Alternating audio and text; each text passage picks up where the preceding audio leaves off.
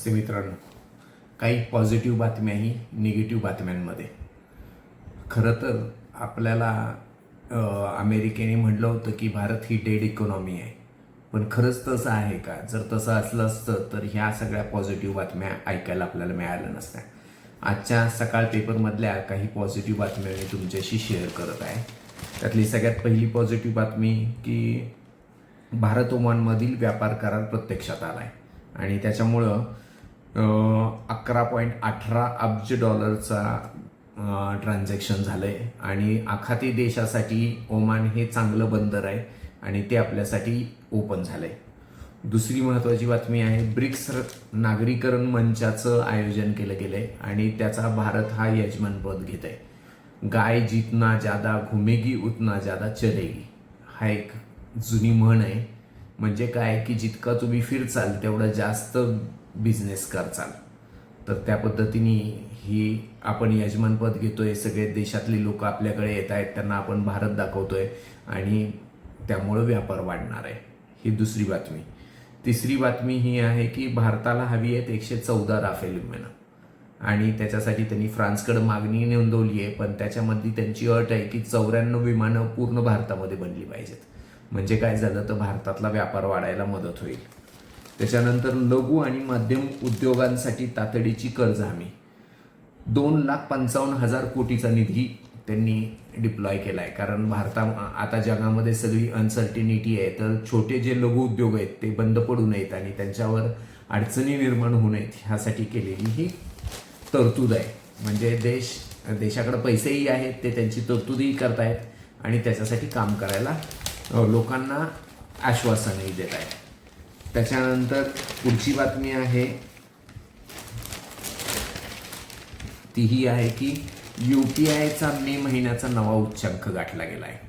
ह्यामध्ये 29.90 लाख कोटी रुपयापर्यंत तो व्यवहार पोचला आहे आणि हा व्यवहार एवढा मोठा झाला याचा अर्थच हा की अकाउंटेड मनीचा व्यवहार वाढायला लागला आहे.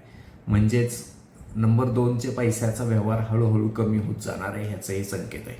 त्याच्यानंतर GST संकलनामध्ये 1.94 लाख कोटीवर पोचला आहे आणि हा मे महिन्यातला आत्ताचा सर्वात मोठा उच्चांक आहे की एवढ्या मोठ्या उच्चांकावर GST गेलेला आहे. त्याच्यानंतर अजून एक गमतीशीर गोष्ट आहे ती म्हणजे वाहन विक्रीमध्ये लक्षणीय वाढ. आपण म्हणतो पेट्रोलच्या डिझेलच्या किमती वाढल्यात वगैरे वगैरे, पण कंडिशन अशी आहे की मे महिन्यामध्ये 2026 मध्ये 2,42,688 वाहनं विकली गेली आहेत, जी आजपर्यंत 1.93 होती ते 2,42,000 झाली आहेत. म्हणजे हेही वाहन विक्रीमधला प्रचंड मोठा उच्चांक आहे. म्हणजे याचा अर्थ काय की ज्यावेळी वाहन विक्री होती आहे ॲटोमॅटिकली सगळ्याच गोष्टी, रोड टॅक्सपासून प्रत्येक गोष्ट वाढती आहे आणि लोक फिरतायत बाहेर, त्यामुळं सगळ्याच हॉटेलिंग व्यवसाय, पर्यटन व्यवसाय या सगळ्या व्यवसायाला चालना मिळते. त्याच्यानंतर अजून एक बातमी आहे ती ही आहे की भारताविरोधीसाठी म्यानमार आपली जागा वापरून देणार नाही. म्हणजेच काय तर आपल्याला नेहमी वाटतं की आपल्या बाजूच्या देशांबरोबरचे आपले संबंध बिघडत आहेत की काय, पण हे तात्पुरते असतात. काही नंतर त्याच्यामध्ये बरेच बदल होतात. नेपाळ आपल्यापासून दूर जातोय असं वाटत होतं, पण आता नेपाळ पण आपल्या बाजूला यायला लागला आहे.